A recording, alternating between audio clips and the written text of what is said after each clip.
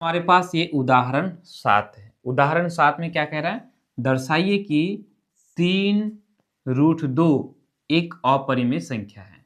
तो 3√2 ये तो हमारा अपरिमेय संख्या है, इसकी अपरिमेयता को सिद्ध करना है कि ये अपरिमेय है ना। वही बात हमने उदाहरण 5 में √3 की अपरिमेयता को सिद्ध किया था। उदाहरण 6 में हम लोगों ने √5 घटा 3 की अपरिमेयता को सिद्ध किया था। इसमें हम लोगों ने बताया कि जब अकेले में √3, √5, √2 या फिर √7 जैसे अपरिमेय संख्याएं रहे, उनकी अपरिमेयता को जब सिद्ध करने की बात आए तो हम लंबा बनाएंगे, लॉन्ग करेंगे। ठीक है, वो उदाहरण 5 की तरह है कि नहीं। और जब इन संख्याओं के साथ कोई और संख्याएं जब गुणा के रूप में हो, जोड़ के साथ जुड़ा हुआ रहे, घाटा के साथ जुड़ा हुआ रहे, जैसे ये √5 घटा 3, यहाँ 3√2, तो √2 के साथ 3 गुणा हो रहा है। जब इस तरह के दिया हुआ रहे तो हम उदाहरण 6 की तरह बनाएंगे, या अभी जो इसको बनाएंगे इस तरह से बनाएंगे। ठीक है, चाहे तो मेरा 1/√2 होता तो भी हम इसको इसी तरह से बनाएंगे जिस तरह से हम लोगों ने उदाहरण 7 में बनाए और बनाने जा रहे हैं, और उदाहरण 6 में हम लोगों ने बनाए। ओके, चलो वही बात, यदि फिर ये क्वेश्चन हम लोगों का ज्यादा नंबर का अगर आता, अगर एग्जाम में हमें इसको बनाने के लिए 5 नंबर देता है, तो फिर हम इसको लॉन्ग बनाएंगे।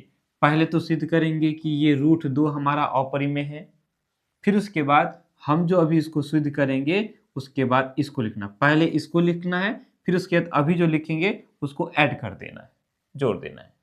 ठीक है, और जब एग्जाम में अगर 2 नंबर का पूछे, भाई हमको ये क्वेश्चन सॉल्व करने के लिए दिया है और मार्किंग है 2 नंबर, हमको 2 ही नंबर मिलने वाला है, तो हम लॉन्ग करेंगे? नहीं करेंगे। ठीक है, तो चलो हम इसको कैसे बनाएंगे, एकदम सिंपल सा। इसके विपरीत हम मान लेते हैं कि ये हमारा परिमेय संख्या है, लिखेंगे हल है, तो ये अपरिमेय संख्या, लेकिन लिखेंगे माना कि, इसको उसी तरह से लिखना है जैसे हम लोगों ने उदाहरण 6 में किया था। ठीक है, माना कि 3√2 एक परिमेय संख्या है, एक परिमेय संख्या है, मान लिया। मानने में क्या जाता है मान लिया। जब ये परिमेय संख्या है तो हम इसको p/q के रूप में लिख सकते हैं, यानी इसको हम लिखेंगे 3√2 बराबर, क्या हो गया ये, क्यों ऐसा हो रहा है भाई?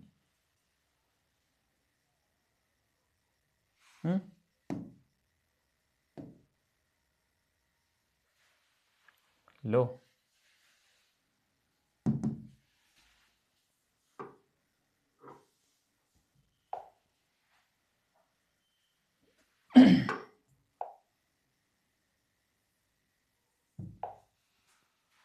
अभी भी है प्रिपेयरिंग टू एक्सपोर्ट, कहाँ से आ गया? जल्दी भागो बाबू।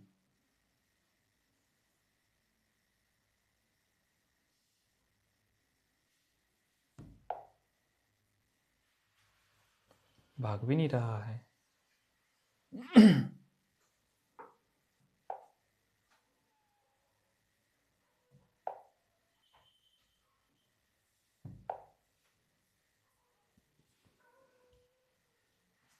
अभी हटा, चलो ठीक है।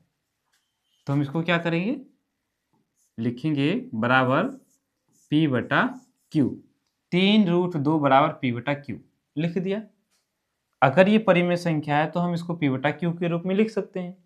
p और q क्या होता है, तो ये दोनों पूर्णांक होता है। यहां लिख लेंगे ब्रैकेट में p/q,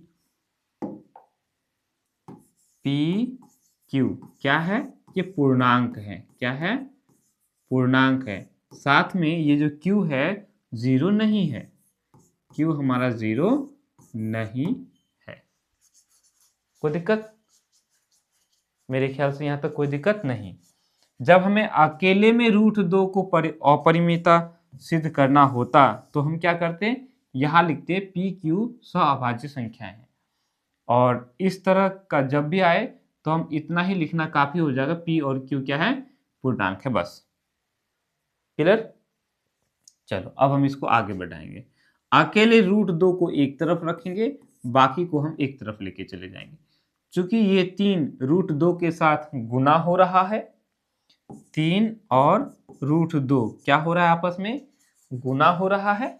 ओके, तो हम इस 3 को बराबर के उस पार लेके चले जाएंगे, तो क्या हो जाएगा, ये 3 इधर आके भाग हो जाएगा, किसके साथ, तो p के साथ भाग हो जाएगा, बट यहाँ q के साथ गुना हो जाएगा, यानी इसको ऐसे लिखेंगे, √2 बराबर p बटा 2, 2 नहीं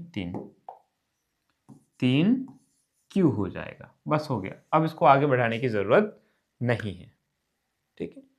अब एक तरफ देखो, इधर में है √2, इधर में क्या है, √2, √2 जो कि क्या है हमारा अपरिमेय संख्या, और इधर में है p बटा 3q, p और q मेरा पूर्णांक है, और 3 भी हमारा पूर्णांक ही है। तो इधर हमारा पूर्णांक, सारे पूर्णांक है, तो जब सब पूर्णांक है तो ये हमारा परिमेय संख्या हो गया, है कि नहीं। सारे अगर परिमेय पूर्णांक है तो परिमेय संख्या हो गया। जैसे √2 है, √2 को हम लोग √2 बटा 1 तो लिख सकते हैं, तो p बटा q ये भी तो हो गया, बटा में हो गया ना, लेकिन ये √2 हमारा पूर्णांक नहीं है कि नहीं, एक तो हमारा पूर्णांक है, √2 हमारा पूर्णांक नहीं है, अर्थात ये हमारा अपरिमेय संख्या है, ठीक है। तो लिखेंगे, चूंकि इसको उसी तरह से लिख लो जिस तरह से मेरे ख्याल से ऐसे ही लिखाए होंगे, चूंकि p q तथा 3 पूर्णांक हैं, ये सारे क्या है, पूर्णांक हैं, है ना, पूर्णांक है, इसीलिए p बटा 3q क्या हो जाएगा, एक परिमेय संख्या होगा, परिमेय संख्या है ना, ये हमारा क्या हो गया, परिमेय संख्या होगा। लेकिन किंतु परंतु परंतु √2 क्या है, एक अपरिमेय संख्या है, अपरिमेय संख्या है। अब बताओ, इधर तो हमारा अपरिमेय, इधर हमारा परिमेय, क्या परिमेय और अपरिमेय आपस में बराबर होगा, नहीं होगा, सिंपल सी बात। तो हम यहां लिखेंगे, फिर टेढ़ा जा रहा है क्या, तो बोलेंगे अतः